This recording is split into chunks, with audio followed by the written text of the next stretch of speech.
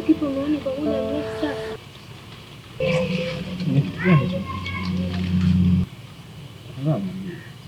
Unajua mimi na yeye tumevuka vitu vingi. Ndio unawaza nini kuhusu kesho yetu?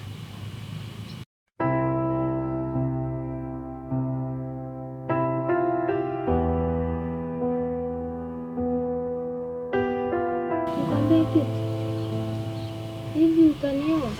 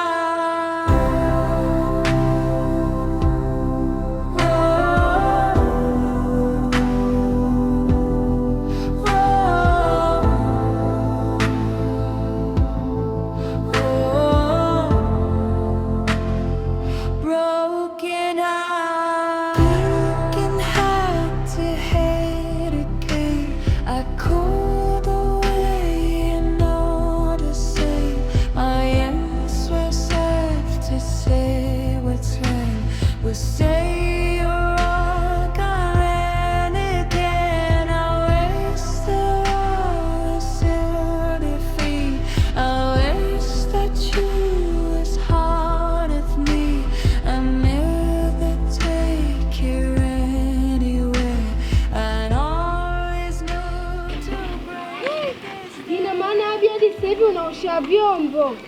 Unajua wenzetu kule kama wanatusubiria. Yeye ndio una makusudi. Na hivyo wanavyofanya sio hata vizuri. Simu zangu kwanza hata upokei. Hamna udugu. Uko ndani kila siku unaongea. Huku kuna hata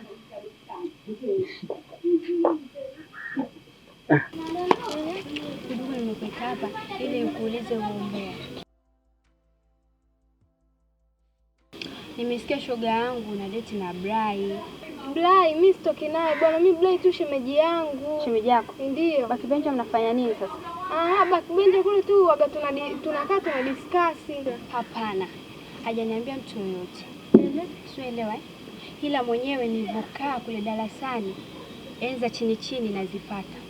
Backbench mnafanya mambo yenu, alafu unamwacha Ibra mbele peke yake. Unamwona mwenzio na majozi, unamweka mbele, wewe unaenda nyuma. Backbench kule tu waga tunakaa tunadiscuss. Kwa nini ile siku tuliopanga tukatembee, kwa nini ulimtenga Ibra? Mimi Blai ndio alinitongoza.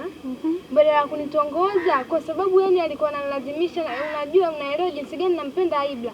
Amelazimisha sana afu ukizingatia yani ananizingatia, yani hivyo ananizingatia, ananipa hela yani hivyo, na ndio yani yule naishi naye tu kwa ajili yani ya pay, ila mimi nina mapenzi ya dhati na Ibra. Tumwambie Ibra aache chuo atafute kazi akupe hela.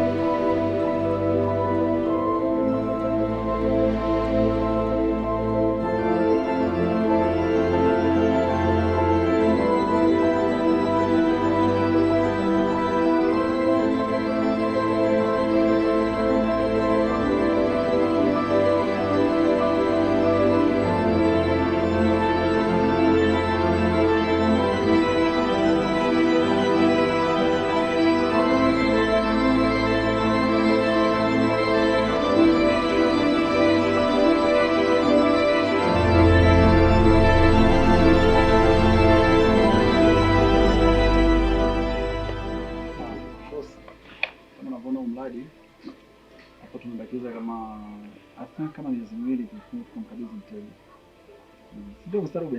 Ya bila shaka kweli, yani sehemu nilipofikia ni pazuri sana. Yani hata mteja mwenyewe akiona jengo lake lilipofikia, kwa kweli tutapata wateja na kampuni itakuwa, yani kampuni yetu itaenda kimataifa zaidi. Hongera, yani unafanya kazi vizuri. Nashukuru sana madam, nashukuru sana. Mimi kama unapangilia madam, siwezi nikakuangusha kwenye kampuni, kisha kile kitu kinaenda kama kilivyopangwa. Nataka tuvuke mpaka zaidi, twende Kenya, Uganda. Tusije tu pale Mbeya pale usikwenda wapi, tunaenda Ileje. Kwa hiyo nataka tuvuke mpaka zaidi. Kweli. Yani najivunia kuwa na mfanyakazi kama wewe. Kwa kweli boss. Mimi kama unapangilia madam, siwezi nikakuangusha kwenye kampuni, kisha kile kitu kinaenda kama kilivyopangwa. Nataka tuvuke mpaka zaidi, twende Kenya, Uganda. Tusije tu pale Mbeya pale usikwenda wapi, tunaenda Ileje. Kwa hiyo nataka tuvuke mpaka zaidi. Kweli. Mimi kwa kweli sina wasiwasi na wewe kabisa Mr. Robi. Yaani kazi yako unafanyaga unajitoa mwenyewe. Yaani unajitoa ndani ya moyo wako kama kazi ni ya kwako, ubebi kama kazi ya kampuni. Kwa hiyo najivunia, hata baba mwenyewe alisema kwamba atakufanyia ka surprise kidogo. Kweli? Unafanya kazi vizuri. Nashukuru sana boss.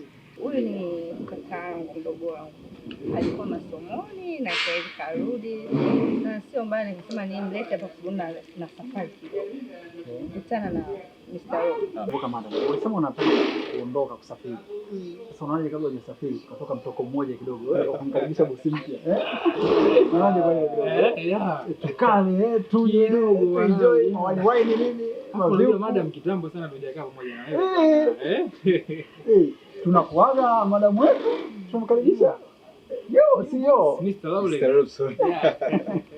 Basi hamna shida. Yes, sir. Ndio. Kwa sababu hilo jambo nilikuwa nimefikiria, nikaribisha mdogo wangu maana alikuwa yupo. Nikisema nitamwekea kapati kadogo kwa sababu ya kumkaribisha, maana na marafiki zake waliosoma huko. Kwa hiyo nitawajulisha na nyinyi mkikaribia tutafanya hivyo kapati. Sawa boss. Nashukuru sana boss. Hiyo madam itakuwa nzuri sana. Hiyo imekaa njema sana. Sawa. Mimi naelekea na nini kazini, naenda kwenye kikao kidogo.